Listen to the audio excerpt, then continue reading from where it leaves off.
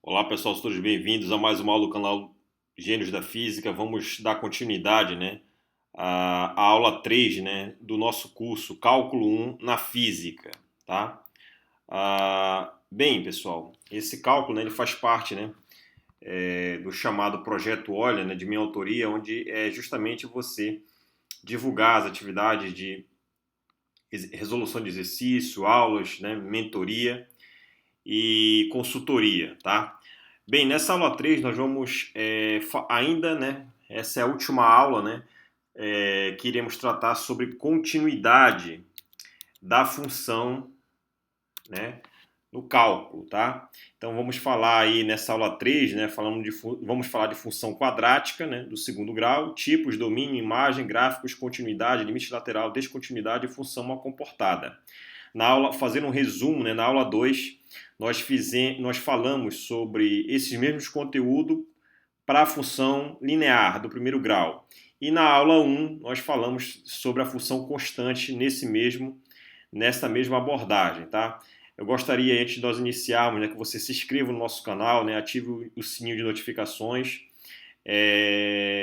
nos acompanhe nas outras redes sociais, no Facebook, Instagram, tá? E também esse material, ao final, ele vai estar disponível aí no link da descrição desse vídeo para você acessar diretamente do Google Drive, baixar e fazer um estudo mais pausado, na sua residência, onde quer que você esteja, tá? Então vamos lá, perfeito, tá? Então sobre a função quadrática, Então a função quadrática, pessoal, na física, aqui, ela aparece aonde, Primeiramente, aqui coloquei aqui a equação do MRV, Então a função aí do sorvetão, o espaço, final, o espaço inicial, velocidade inicial vezes o tempo, mais aceleração, t ao quadrado sobre 2. Então, essa é a posição é medida em metros no SI. Essa aqui é a equação, que relaciona posição e tempo do movimento reticularmente variado. E esse tipo de movimento, a característica dele é que a aceleração é constante, tá? E aí o espaço percorrido por esse móvel, por esse objeto, ele vai percorrer a variações, de inteiros ímpares, Então, se você calcular a variação de distância, para o objeto ou para o móvel que executa esse movimento, você vai ver que a variação de distância vai obedecer, uma série de números ímpares, Então, a primeira variação é proporcional a 1, a segunda 3, 5, 7, assim por diante, tá? Um outro tipo, então isso aqui é um exemplo de equação quadrática na física, Aqui a potência máxima é 2. A energia cinética na mecânica, mv quadrado, então essa energia cinética é função da velocidade, você tem v ao quadrado. Então, também é uma equação do segundo grau incompleta. Essa aqui é uma equação do segundo grau completa. Aqui só tem o termo quadrático, não tem o termo linear nem o termo constante na equação da energia cinética. Energia cinética é medida em joule, ou em unidades mais fundamentais, quilograma metro por segundo, tudo ao quadrado. A energia potencial elástica, depende da posição, também é uma função do segundo grau. Energia potencial elástica medida em joules. Você tem a equação do lançamento oblíquo,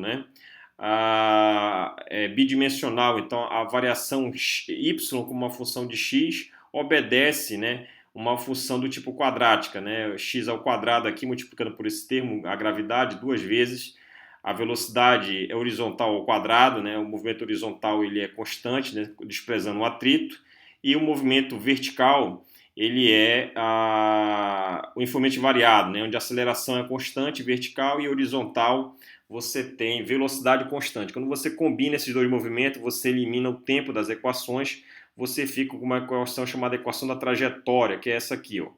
Aqui o termo também é uma equação do segundo grau incompleta, o termo x quadrado está aqui, ó, o termo linear está aqui, o termo constante não tem, tá? Então aqui a tangente de θ igual a zero, O θ zero é o ângulo inicial de lançamento, Então esse y depende do comprimento, uma unidade de medida de comprimento. Um outro exemplo na física, a força de arrasto ou força de resistência do ar, como é a função da velocidade. Para baixas velocidades, a força de arrasto é proporcional à velocidade, isso é uma constante, em termos das dimensões e do tipo de material que você tem, da geometria do objeto. E a força de arrasto para altas velocidades ela é proporcional a bv quadrado, esse b é constante, e v é a velocidade ao quadrado. Então perceba que é uma equação do segundo grau incompleta. a força em função da velocidade, tá? A força é medida em newtons aqui.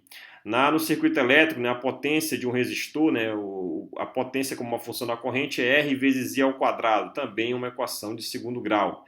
Essa unidade medida em watt, né, watt é energia por tempo, né, joule sobre segundo. Aqui na densidade de energia eletromagnética, né, energia por área, você tem aqui, se você quer calcular energia somente elétrica, veja que ela depende do campo elétrico ao quadrado. Se você quer calcular a densidade de energia somente magnética, ela depende de B quadrado. ε0 é a permissividade elétrica do meio do vácuo e μ0 é a permeabilidade magnética do meio, que é o vácuo. Então, essa unidade aqui é medida em joule por metro quadrado, né? A densidade de energia eletromagnética. Então, é uma equação aí também do segundo grau. Aqui você tem aqui a chamada... Se você tem um líquido, né, um fluido, né, dentro de um recipiente cilíndrico girando, você vai ter uma equação de curva gerada, né, você vai ter uma parábola girada de π, né, e essa parábola girada de π é chamada de paraboloide. Então, a equação z em termos de x, y, ou em termos do r, né, que é um vetor no plano x, y, ela é uma função que depende do raio ao quadrado, ou seja, uma função quadrática, né? Só que é uma quadrática em 3D, né? Que a gente chama de paraboloide. Então, em vez de ser uma parábola, a equação, né? A equação do segundo grau, o gráfico da equação do segundo grau é chamado de parábola. E essa parábola girada de π nós vamos chamar de paraboloide. Então, a equação que descreve um fluido girante, né? Com o fundo totalmente lacrado, fechado, com velocidade constante, obedece essa equação. Esse z depende é uma altura, então é medida em metros, né? Esse ômega é a velocidade angular, g é a gravidade lugar e r é o raio desse cilindro que está girando, né? Com um líquido lá dentro, um fluido. Quando você tem uma associação aí de circuitos, né? Infinitos, né? Infinitos capacitores de capacitância C maiúsculo, organizados, né? De tal forma que você tenha uma combinação de associações do tipo em série, em paralelo, você vai chegar na equação do segundo grau, né? A capacitância equivalente desse sistema vai dar uma equação do segundo grau para você resolver, né? Uma equação, uma parábola. E aí você aplica a forma de Bhaskara, você vai encontrar os números de ouro, né? Da matemática, né? Os dois números de ouro você pode obter aqui e relacionar esse número de ouro com a capacitância equivalente que você vai resolver essa equação. Então, é uma equação do segundo grau também, né? Para CQ, né? Esse CQ depende de C. E aí a gente sabe que a capacitância é medida em Farad, né? A capacitância é medida em Farad e basicamente é carga sobre voltagem, né? Aqui está errado, né? Carga, Q sobre V, né? Então, carga sobre voltagem, né? Volt, tensão, Q é carga, você tem o Farad, que é a unidade de medida no SI de capacitância. Aqui, quando você tem aqui como é que quando você tem um escoamento do tipo estacionário em hidrodinâmica, né? Digamos que você tem um lago, né? Um tubo onde está passando água. E aí você sabe que a forma dessas linhas de corrente, desse fluido dentro do tubo, né? Ele obedece uma parábola aqui, né? E então a velocidade de escoamento no meio é maior do que nas extremidades. E a forma dessas linhas de corrente nesse escoamento estacionário, né, que a velocidade depende da posição, obedece R quadrado, obedece uma parábola, né? E aí a unidade medida de energia de velocidade metro por segundo. Se ΔP é a variação de pressão, 4 é uma constante, L é o comprimento desse tubo, né? E eta é o coeficiente de viscosidade, né, desse fluido, tá? Então veja, todos esses são exemplos de funções quadráticas na física que você pode tranquilamente aplicar esses conceitos que nós vamos falar já, tá? Então, falando de domínio de imagem, né, o domínio da função quadrática da posição, né, vou pegar aqui a função, o nosso primeiro exemplo, né, o MRU, a equação da posição em função do tempo do MRUV, onde a aceleração é constante. Então, nós sabemos que o domínio da função é todo a função quadrática, né, a função do segundo grau, o domínio dela vai de menos a mais infinito, todos os intervalos de tempo, todos os instantes de menos a mais infinito, né, satisfazem o domínio. Então, para cada valor de domínio aqui em azul do tempo, você relaciona com a posição, uma posição fixa x, né? Então aqui você tem o domínio, tem a imagem, e aqui a relação é 1 para 1. esse tipo de função é denominada como função objetora, tá? Já o gráfico, pessoal, né? Então nós vamos ver falando dos gráficos da função do segundo grau. Então abaixo temos o gráfico da posição versus o tempo, da equação do MRV. Então se você tem um móvel e aí você tem uma reta real aqui no eixo X, horizontal, Y na vertical, você sabe que esse móvel pode executar a equação aqui do sorvetão, né? Espaço inicial, velocidade inicial vezes o tempo, mais aceleração t quadrado sobre 2, posição em função do tempo. Isso aqui eu posso representar isso da mesma forma como x de t, como foi mencionado aqui em cima. É a mesma equação, tá? E aí, esse tipo de movimento é chamado movimento de uniformemente variado, né, onde a aceleração é constante, ou seja, a taxa de variação da velocidade com o tempo é fixa, não altera, né, permanece constante. Então, se você tem um móvel numa posição 1, perceba que a variação de distância que ele vai ocorrer a variação de distância vai obedecer uma série de números ímpares, né? Então, no primeiro intervalo de tempo, né, você vai ter aqui uma variação de 1, né, de 1 delta S, né, de uma variação, uma unidade de variação de comprimento, depois 3 unidades, né, isso aqui para tempos múltiplos, né, inteiros, né, então primeiro instante deu esse valor, segundo instante de tempo, né, segunda variação de tempo. Então perceba que isso vai acompanhando variações de distâncias ímpares, né? Então aqui é 1, aqui 3 menos 1, 0, né? Vai dar 3, desculpa. Depois a próxima variação de 3 até mais 5 vai dar 8, né? Então vai ficar de 0 a 1, de 0 a 3, de 0 a 8, né? Que a variação vai dar 5. Então esse móvel vai exatamente obedecer essa equação dessa forma e a variação da sua distância vai obedecer essa série de números ímpares, tá? Aqui está uma leve alteração para ser feita, né? Esses números positivos ficam para a esquerda e esses negativos ficam para a direita, para garantir que a variação aqui de velocidade no tempo deu uma aceleração do tipo positiva, né? Aqui é só uma alteração de sinal, né? Menos 3, menos 2, menos 1, e aqui é 0, 1, 2, 3 e assim por diante. Tá? Ela vai de menos infinito à esquerda e mais infinito à direita, tá? Continuando agora, né? Então o gráfico da função do segundo grau, né? Você tem aqui uma parábola, né? Com cavidade para cima, por quê? Porque esse A, que é a aceleração, é positiva, né? Aqui você tem a equação da posição em função do tempo, eixo vertical, eixo das ordenadas x, eixo das abscissas, horizontal t. Aqui são as raízes da função. Então, se você pegar a equação do segundo grau, como nós estudamos em física e em matemática, né? Nós sabemos que o f de x, né, ax quadrado mais bx mais c. O a é a aceleração, né, comparando com a nossa equação horária aqui no MRV, né? O a é a aceleração sobre 2 aqui, ó, né? O t faz o papel de x, o b é o v0, né? O t é x aqui, o c, que é o termo independente, é a posição inicial. E esse x é a nossa função f. E aí, esse gráfico vermelho, ele foi gerado por essa equação aqui, horária, x de t, menos 4 terços de t, mais 4 nono de t quadrado.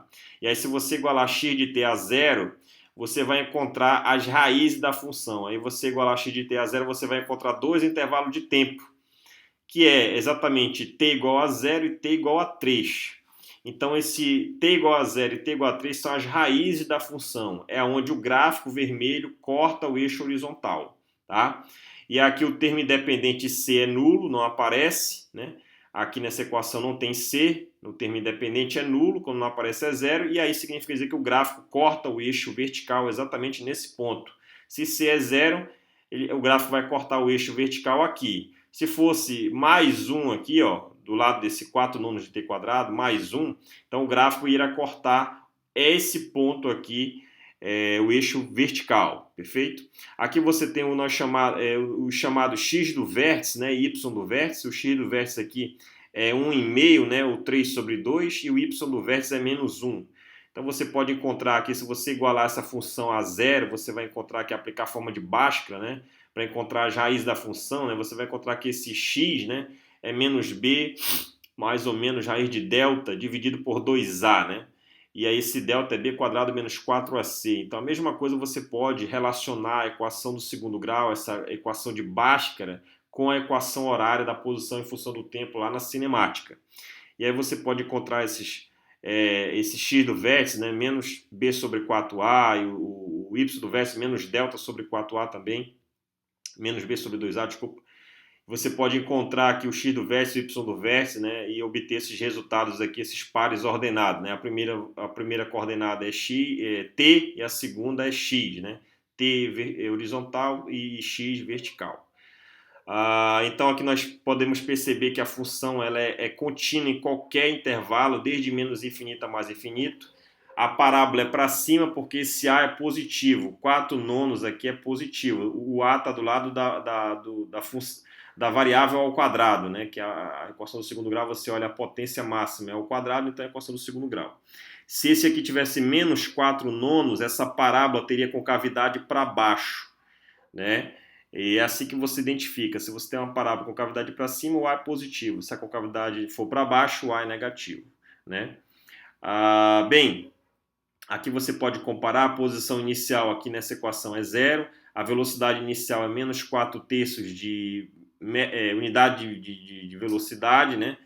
E a aceleração aqui, você vai igualar A sobre 2 igual a 4 nonos. Então vai ficar que a aceleração é 8 nonos. É unidade de aceleração, né? Aqui, perfeito?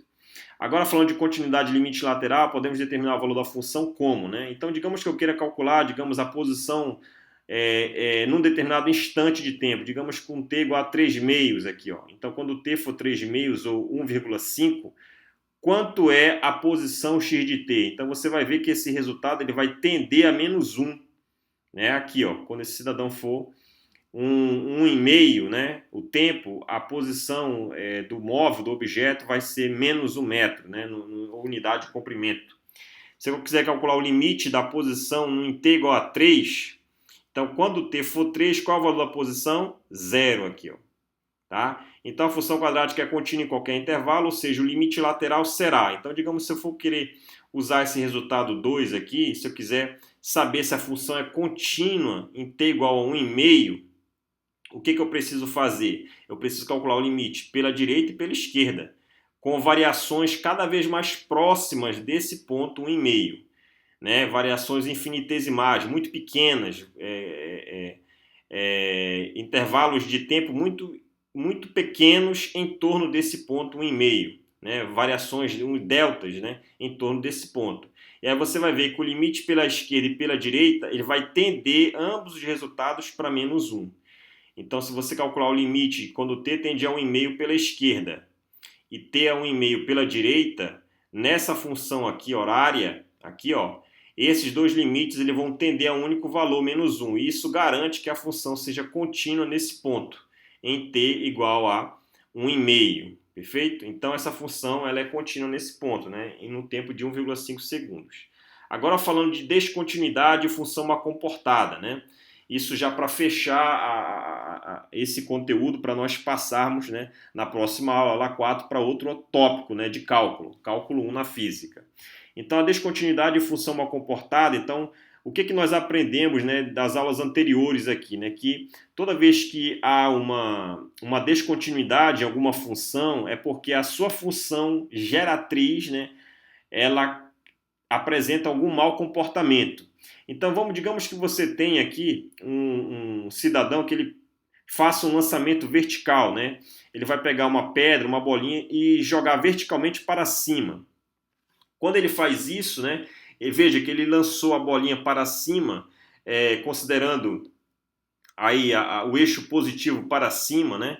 Verticalmente. Então, se ele faz isso, o que acontece? Ele vai lançar a bolinha de uma certa altura, que é basicamente a altura dele, onde está o braço.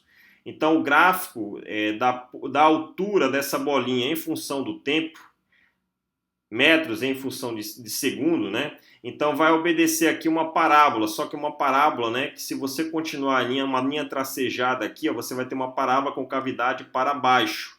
Ou seja, o A é negativo, né? A aceleração negativa está sendo considerada para baixo, já que para cima é positivo. Então você tem uma parábola e o gráfico onde corta o eixo verticalmente, a posição inicial é a altura H aqui basicamente desse cidadão aqui. Ó. Então essa altura de onde a bolinha foi lançada é esse ponto inicialmente H maiúsculo aqui no gráfico. E aí quando você lança a bolinha, ela vai subir vai atingir vai subindo, vai ganhando altura, mas ela atinge uma altura máxima, onde ela vai parar. Então aqui, ó, o objeto é lançado, sobe, sobe, e ele vai parar em algum momento, né, na sua altura máxima, né? Então aqui a velocidade inicial a velocidade nessa altura é zero, onde ele vai inverter o movimento, e aqui ele atingiu uma altura máxima, um y máximo aqui nesse eixo. E a partir daí ele começa a cair, né? Cair e atinge o chão num certo T maiúsculo, num certo intervalo de tempo T grande, né? Medido em segundos aqui. A equação que descreve esse movimento é essa aqui, né? Y em função do tempo, y0 mais v0t mais at quadrado sobre 2. Esse tipo de movimento é o chamado movimento extremamente variado, onde a aceleração é constante e vale g, aproximadamente 9,8 metros por segundo na superfície da Terra. E aqui a nossa posição inicial é o h grande, a velocidade inicial é um valor diferente de zero, porque a bola foi lançada aqui, perfeito? E a aceleração é a própria gravidade, só que esse valor vai dar menos g aqui, ó. Então é por isso que a parábola tem concavidade para baixo, né? As raízes da função aqui, uma delas, sem dúvida, né, vai ser um intervalo de tempo aqui no passado, mas isso não tem significado físico. O significado físico é exatamente esse tempo, t maior que zero, depois do lançamento aqui, ó. Essa é a única raiz da função fisicamente satisfeita aqui pelas condições físicas do problema, tá? Então esse T maiúsculo é o tempo que ela levou para sair da mão do cidadão até atingir o chão novamente, né? Esse tempo T maiúsculo. E aí, como é que fica o gráfico agora da velocidade em função do tempo? Então o gráfico é azul, olha, a bolinha, quando ela começa a subir aqui, ó, ela sai de uma velocidade máxima e começa a diminuir até parar. E aí é isso que está acontecendo. O tempo está passando, aqui ó, o eixo horizontal, o eixo vertical é a velocidade, o tempo está passando e a velocidade está diminuindo aqui, ó, até se aproximar de zero. E ela atinge o zero aonde? Quando a bolinha atinge a altura máxima. Então, quando a bolinha atinge a altura máxima, aqui nessa posição, aqui o gráfico da altura em função do tempo, ele é o maior valor, né, na parábola. E aí o valor da velocidade aqui nesse ponto é onde a bolinha parou para inverter o movimento. Então ela é esse ponto bem aqui, esse intervalo de tempo. E a partir daqui ela começa a aumentar agora negativamente, né? Então o tempo vai passando e o valor da velocidade módulo está aumentando, né? Só muda o sentido, que para cima é positivo, para baixo é negativo. Então ela cresce negativamente aqui, ó. E aí ela, quando chega aqui, a bolinha vinha caindo com uma velocidade, vinha, aí do nada ela parou, instantaneamente ela parou aqui, porque ela atingiu o chão. Ela vai atingir o chão. Quando ela atinge o chão, veja, ela vinha com uma velocidade, vinha, e depois rapidamente ela sai de um certo valor de velocidade e vai automaticamente a zero e fica lá, porque ela, depois que ela atinge o solo, ela ficou a pedra lá, a bolinha no chão. Então, veja que ocorreu uma descontinuidade na velocidade. A velocidade era uma função contínua em todo o intervalo, né? Desde o lançamento da bolinha até esse instante t grande, onde ela atingiu o solo. Então a função era contínua. Se você escolher qualquer ponto aqui, se você aplicar o limite lateral na função, você vai obter esse resultado. Igual para ambos os resultados, né? De lado esquerdo e direito, né? Limite lateral esquerda e direita. E aí é contínua. Quando chega aqui, a velocidade sai desse valor aqui, diferente de zero, e vai a zero. Então isso gerou essa descontinuidade na velocidade é causada por um mau comportamento da posição em função do tempo. Então perceba, nós não falamos de derivada ainda, mas a velocidade em função do tempo é a derivada da posição no tempo. Então se há uma descontinuidade na velocidade aqui, ó, é porque a função que gera esse resultado, que é a posição, ela tem um mau comportamento. E de fato, se você calcula, por exemplo, a derivada à esquerda, à direita desse ponto, t igual a t grande, a direita vai dar uma reta tangente aqui, ó. E a esquerda, a reta tangente, vai estar aqui. Então, você não é unívoco a derivada nesse ponto aqui, ó. Então, a derivada direita à esquerda não é unívoca. Então, aqui significa dizer que a função há um bico, né? A derivada não é unívoca, há um mau comportamento da função y de t para t igual a t grande. Logo, isso vai gerar uma descontinuidade na velocidade, já que ela é gerada pela derivada do y no tempo, nesse instante. Perfeito? E aí, o que é que nós concluímos? Então, a função é descontínua de salto, né, da velocidade é gerada por um mau comportamento em y de t, que é a função com bico. Sua derivada não é unívoca no instante inicial, apesar de ser contínua nesse ponto. Então, em resumo, pessoal, de todas essas 3 aulas que nós já fizemos aqui, para fechar esse assunto, é dizer para você o seguinte, que a continuidade ela está diretamente relacionada com os limites laterais naquele ponto, tanto à esquerda quanto à direita. Se esses dois limites forem iguais, a função é contínua nesse ponto. E se há algum mau comportamento da função, né, se há, por exemplo, uma descontinuidade, né, se esses limites laterais não forem os mesmos, né, o mesmo valor, o mesmo limite, então a função ela apresenta saltos e esses saltos são gerados por um mau comportamento na função geratriz. No caso aqui, a velocidade descontínua é um mau comportamento do y, né, da posição em função do tempo, da altura da bolinha em função do tempo. Né? É uma equação quadrática aqui, y em função do t, e o v em função do t é uma reta até esse instante, e aqui é uma função constante. Tá certo? Espero que todos tenham gostado. Eu peço para todos que se inscrevam no canal, ativem as notificações aí para você receber em tempo real. Na próxima semana, que nós vamos começar agora, né, vou publicar os novos vídeos aí da continuação desse curso. Espero que vocês acompanhem e tirem todas as suas dúvidas. Beleza?